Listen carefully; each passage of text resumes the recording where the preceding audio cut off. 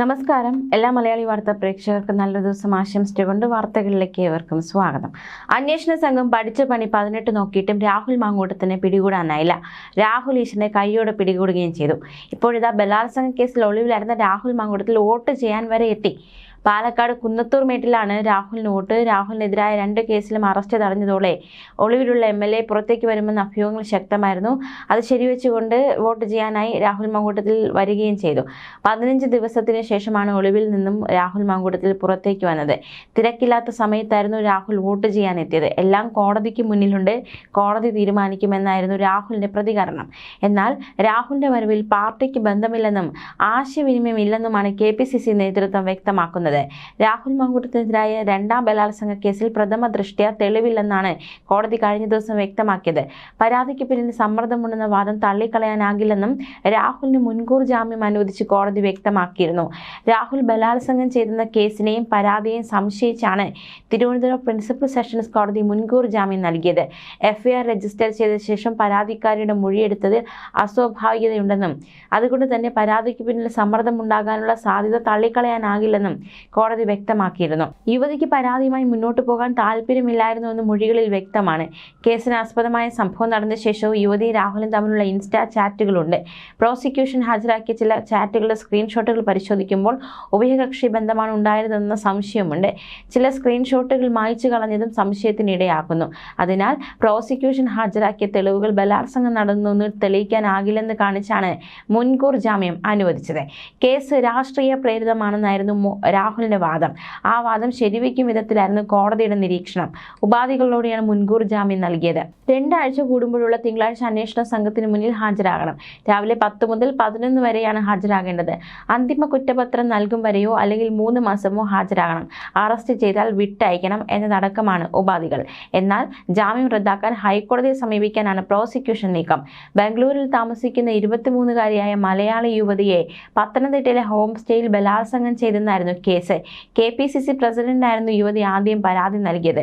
2 കേസിലും അറസ്റ്റ് തടഞ്ഞതോടെയാണ് ഒളിവിലുള്ള രാഹുൽ പുറത്തേക്ക് വന്നത്. 15 ദിവസത്തെ ഒളിവ് ജീവിതത്തിന് ശേഷമാണ് അദ്ദേഹം പുറത്തേക്ക് വന്നത്. എന്തായാലും വോട്ട് രേഖപ്പെടുത്തി ഇനി അങ്ങോട്ട് പാലക്കാട് തന്നെ തുടരുമെന്നും അതിൽ തർക്കമില്ല എന്ന പ്രതികരണം. പറയാനുള്ളതെല്ലാം കോടതിയിൽ പറയുമെന്നും രാഹുൽ പറഞ്ഞു. ബൊക്കെ നൽകി കോൺഗ്രസ് പ്രവർത്തകരുടെ സ്വീകരണം. CPM പ്രവർത്തകർ രാഹുലിനെ കൂകി വിളിച്ചു. വോട്ട് രേഖപ്പെടുത്തിയതിനു ശേഷം MLA ഓഫീസിലേക്കാണ് രാഹുൽ എത്തിയത്. വിശദമായ പ്രതികരണത്തിന് തയ്യാറായില്ല. MLA ബോർഡ് വെച്ച വാഹനത്തിലാണ് രാഹുൽ എത്തിയത്. MLA ഓഫീസിലാണ് ഇപ്പോൾ ഉള്ളത്. അടുത്ത 3 ദിവസം ഇവിടെ ഉണ്ടാകുമെന്നാണ് രാഹുൽ വ്യക്തമാക്കുന്നത്. തനിക്ക് പറയാനുള്ളതും തനിക്കെതിരെ പറയാനുള്ളതും ഏറ്റവും ബഹുമാനപ്പെട്ട നീതിന്യായ പീഠത്തിന്റെ മുന്നിലുണ്ട്.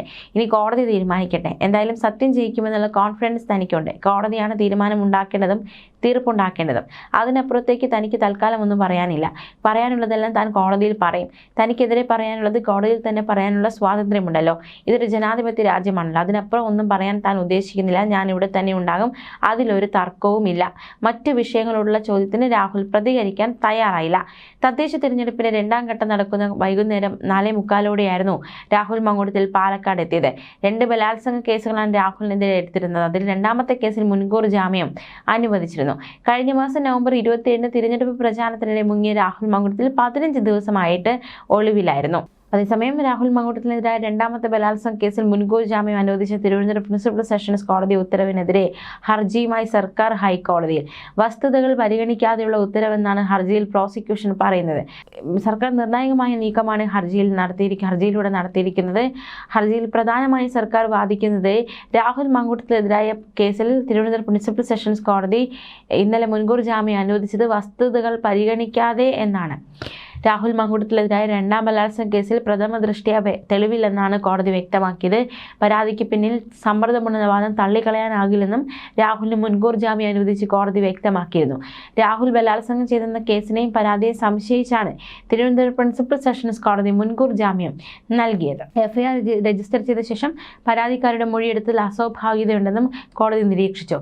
അതുകൊണ്ട് തന്നെ പരാതിക്ക് പിന്നിൽ സമ്മർദ്ദമുണ്ടാകാനുള്ള സാധ്യത തള്ളിക്കളയാനാകില്ലെന്നും കോടതി ചൂണ്ടിക്കാട്ടിയിരുന്നു. യുവതിക്ക് പരാതിയുമായി മുന്നോട്ട് പോകാൻ താല്പര്യമില്ലായിരുന്നുവെന്ന് മൊഴികളിൽ വ്യക്തമാണ്. കേസിന് ആസ്പദമായ സംഭവം നടന്ന ശേഷം യുവതിയും രാഹുലും തമ്മിലുള്ള ഇൻസ്റ്റാ ചാറ്റുകളുണ്ട്. പ്രോസിക്യൂഷൻ ഹാജരാക്കിയ ചില ചാറ്റുകളുടെ സ്ക്രീൻഷോട്ടുകൾ പരിശോധിക്കുമ്പോൾ ഉഭയകക്ഷി ബന്ധമാണ് ഉണ്ടായിരുന്നതെന്ന് സംശയമുണ്ട്. ചില സ്ക്രീൻഷോട്ടുകൾ മായ്ച്ചു കളഞ്ഞത് സംശയത്തിന് ഇടയാക്കുന്നു. അതിനാൽ പ്രോസിക്യൂഷൻ ഹാജരാക്കിയ തെളിവുകൾ ബലാത്സംഗം നടന്നുവെന്ന് തെളിയിക്കാനാകില്ലെന്ന് കാണിച്ചായിരുന്നു മുൻകൂർ ജാമ്യം. കേസ് രാഷ്ട്രീയ പ്രേരിതമെന്നായിരുന്നു രാഹുലിന്റെ വാദം.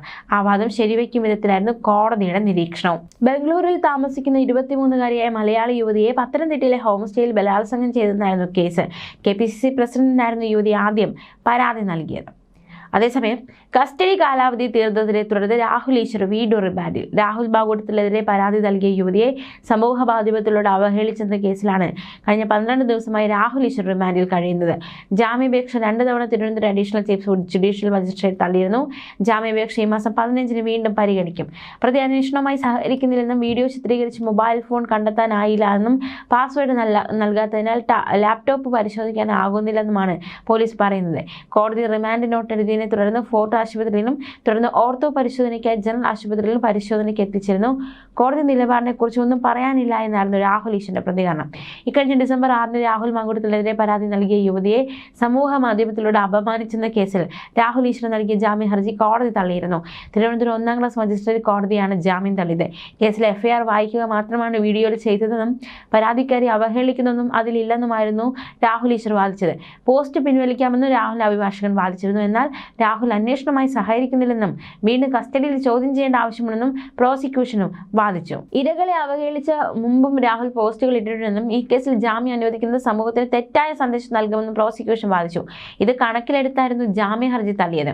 ഒളിവ് ജീവിതം അവസാനിപ്പിച്ച് പാലക്കാട് MLA രാഹുൽ മാങ്കൂട്ടത്തിൽ പൊങ്ങിയപ്പോൾ പുറത്താക്കിയ നേതാവിന് കോൺഗ്രസ് പ്രവർത്തകർ സ്വീകരണം നൽകി.